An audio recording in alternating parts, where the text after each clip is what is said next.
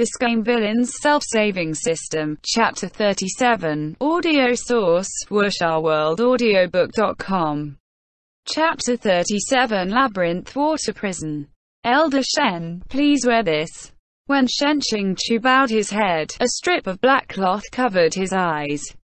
Actually, this was purely superfluous. Given the myriad mysterious patterns in Wanhua Palace's labyrinth formation. Even if Xiāng Tóngxiù recorded the entire journey with a video camera, he would still have trouble remembering how to enter and exit. The water prison was humid, the ground somewhat slippery. With both eyes blindfolded, he could only rely on the escorting disciples to lead the way.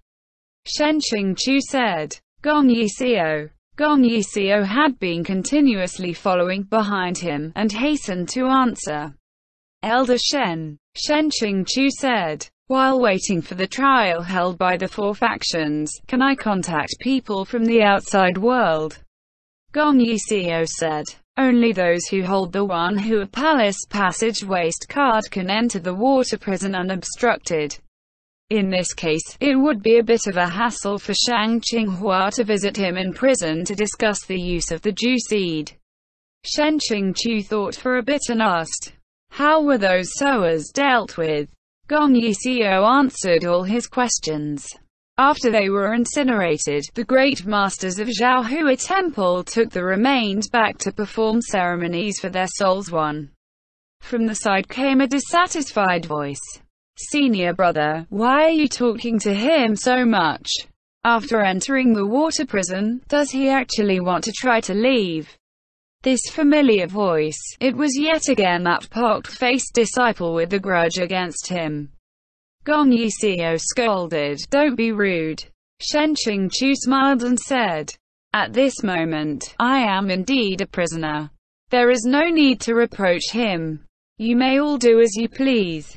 Just as he said this, they arrived at the location where he was to be temporarily held in custody. The black cloth strip was removed from his eyes and his line of sight faintly lit up, only to see they were standing in front of a huge stone cave. Below was the surface of a dark lake. Dim yellow torches were placed at irregular intervals on the four walls. The firelight was reflected on the water's surface, dancing wildly in the rippling waves.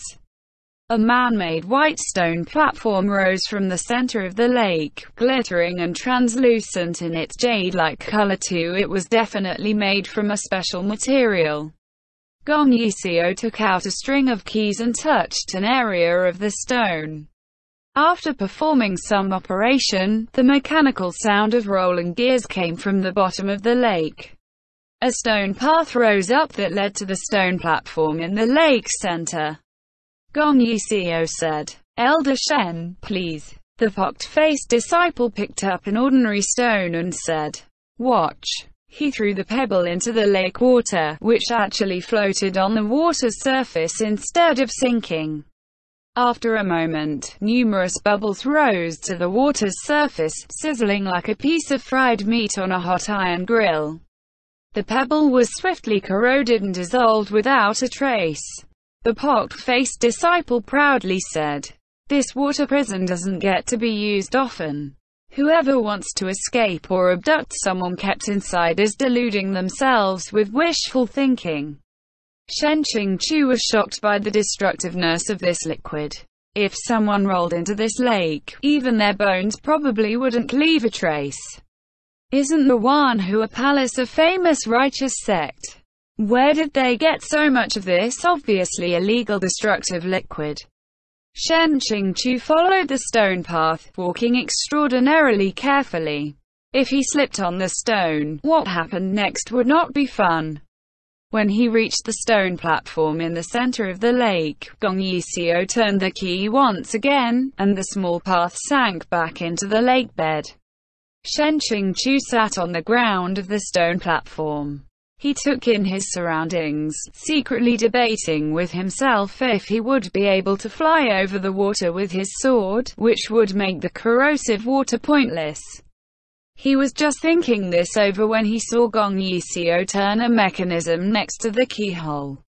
After that, the sound of flowing water came from overhead. Xiāng Tóngxiù looked up and saw dark and cloudy water descending from the sky in all directions, forming an airtight curtain of water that encircled him on the 20 cubic meters square stone platform. I was wrong. Don't mention humans, even a fly wouldn't be able to escape. The Wanhua Palace water prison really does deserve its reputation. No wonder all the sects unanimously elected it as the public jail. Xiāng Tóngxiù knew there would definitely be people coming to trouble him, but he did not expect it to happen so fast. He was awakened from being splashed by a basin of cold water. The freezing cold made Xiāng Tóngxiù shiver, and at first, he thought that he had somehow dozed off and fallen into the lake. He shook his head and labored to blink against the extremely uncomfortable sensation of ice-cold water in his eyes. Only then did he confirm it was only normal water.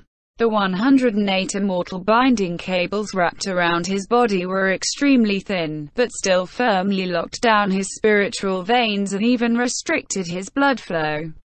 With his ability to resist cold greatly reduced, he could not help but shiver. The water curtain on all sides was cut off, and the path connecting the stone platform to the outside world also rose. His line of sight gradually became clear. Looking up, he first saw a pair of exquisitely embroidered shoes. Looking up even further, he saw a pink skirt. Standing there was a young girl dressed entirely in pink, richly bejeweled. She arched her willowy eyebrows and glared at him with almond-shaped eyes, as she held a metal whip. Xiāng Tóngxiù secretly rolled his eyes. Luo Bing'er was of course far too good at tormenting people, and these wives of his were truly enough to test anyone's limits.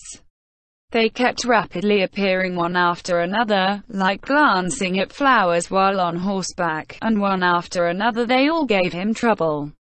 Don't show up anymore. This Xiāng Tóngxiù is not the original goods and simply has no interest in lewd beautiful women, okay? The little girl's whip pointed directly at him. If you're awake, stop pretending to be dead. This palace master has something to ask you. Given her lack of generation and strength, no matter how discomposed Xiāng Tóngxiù was right now, it still wasn't her place to come interrogate him. Xiāng Tóngxiù said, "This does not seem to be the kind of matter the little palace mistress should be handling. This apple of the old palace master's eye for this belligerent head of Luo Bing'er's harem," said without a trace of politeness. "Cease your chatter. Since you know who I am, then you should know the purpose of my visit." Her eyes reddened and she gnashed her teeth. "You are such a despicable villain, colluding with the demon world and betraying your fellows. You will get your comeuppance. Today you have fallen into this palace master's hands. I'm going to teach you a lesson." Xiāng Tóngxiù, "I don't seem to remember admitting to colluding with the demon world." The little palace mistress stomped her feet. "You think just because you won't admit it, I can't punish you? You're so unjust. You've long been a famous senior, but you treated Big Brother Luo with such heartlessness and viciousness. Naturally, you'd do things like colluding with the demon race. The power of heredity is indeed really strong. This logic is absolutely true, born from the old palace master." Xiāng Tóngxiù was speechless for a moment before he said, "He truly said that I treated him heartlessly and viciously." The little palace mistress spoke with a beautiful song and deep feeling. "Big Brother Luo is such a good person. Of course, he would not say so. The injuries he suffered are all hidden deep within his heart. He will not let anyone touch them, he will not let anyone see. But did you think that just because he did not say anything out loud, I could not see the wounds on his soul? Are you saying I have no eyes and no heart? These true feelings and honest emotions." Xiāng Tóngxiù's entire person didn't feel good. Is this a Feng poetry recitation contest? He really didn't know whether to thump the ground and laugh hysterically or to let his eyes brim over with warm tears. "I'm sorry. I know that it's really rude to laugh at a sister who is sincerely revealing her deep love. But this is truly too humiliating. Simply erotically humiliating. Although Luo Bing's harem was immense, it really was a tremendous mess, with all possible types. This was the result of him biting off more than he could chew, going for quantity over quality. It was also the result of Airplane Towards the Sky insisting on writing a stallion novel despite being an eternal virgin who had barely touched a woman's hand a few times. Serves you right, ha. The little palace mistress was suddenly suspicious. What's that expression on your face? Xiāng Tóngxiù at once curbed his mirth, checking whether his face had just been stretched. Offending this girl would not lead to a happy ending.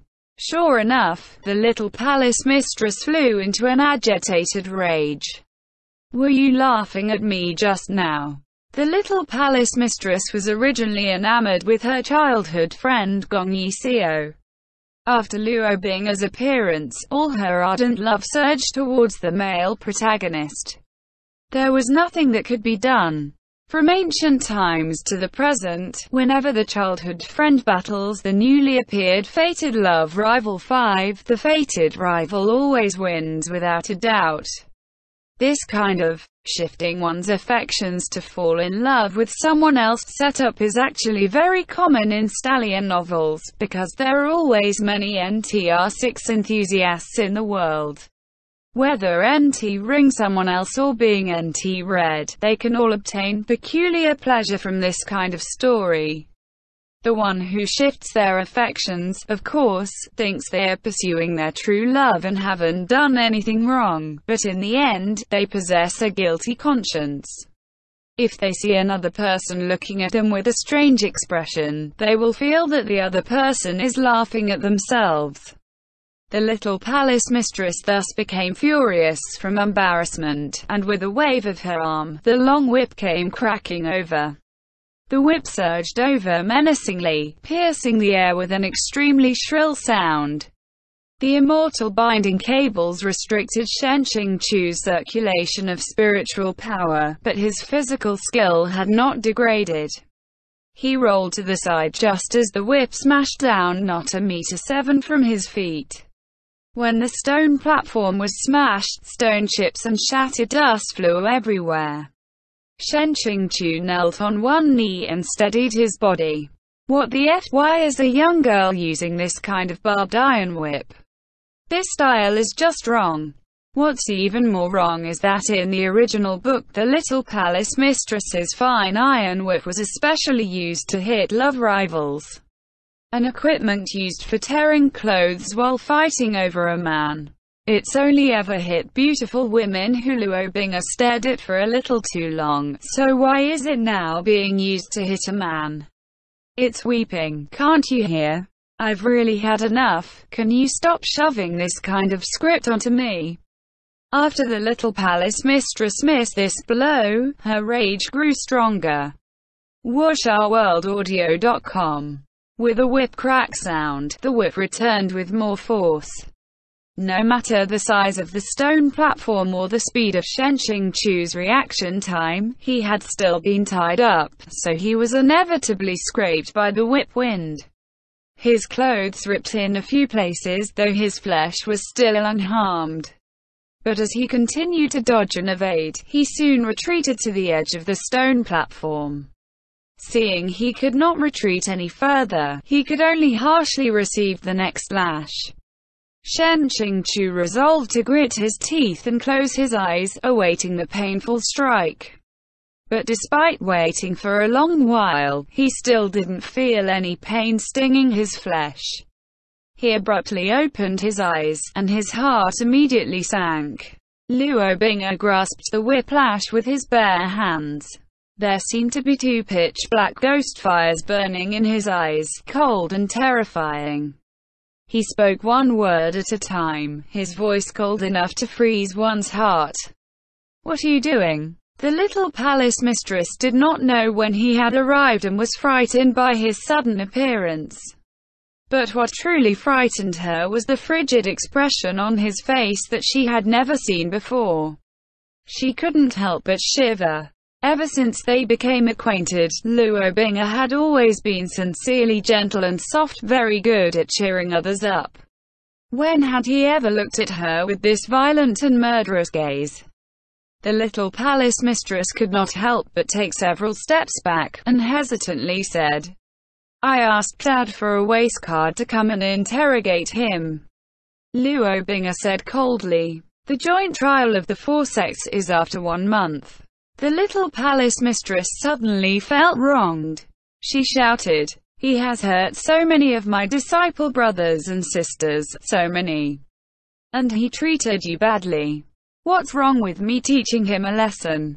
Luo Bing'er snatched the entirety of her whip, disregarding the sharp barbs like they did not exist. His hand did not appear to use any force, but when his 5 fingers loosened, the segmented fine iron whip had actually turned into a pile of broken and crushed iron. Luo Bing'er indifferently said, "Go back." The little palace mistress watched with wide eyes as her beloved weapon turned into a pile of slag just like that. She let out an "ah" in sheer disbelief.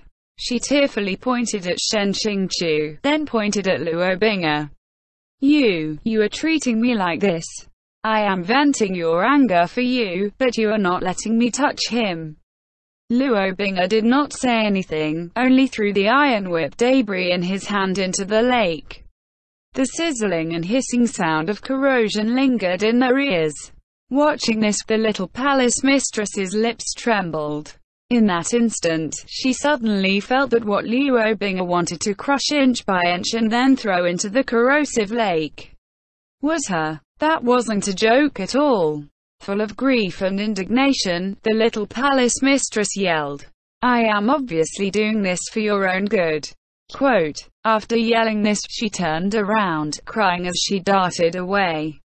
Xiāng Tóngxiù roared in his heart. This script is not right. Where did it go wrong? He hadn't finished roaring when Luo Bing'er's gaze shifted to him. Xiāng Tóngxiù's entire body began to ache. At this time, he would rather the little palace mistress whipped him with 180 lashes. At most that would be just pain in the flesh, far better than having pain all over his body from being alone with Luo Bing'er in a confined space. The two of them faced each other in silence for a long time. Luo Bing'er took one step closer. Xiāng Tóngxiù subconsciously preserved the distance between them. Luo Bing'er's extended hand froze in the air for a while and withdrew back. He humphed. "Why does Shizun need to be this vigilant? If I wanted to do anything to you, I wouldn't need to touch you at all." That was a great truth.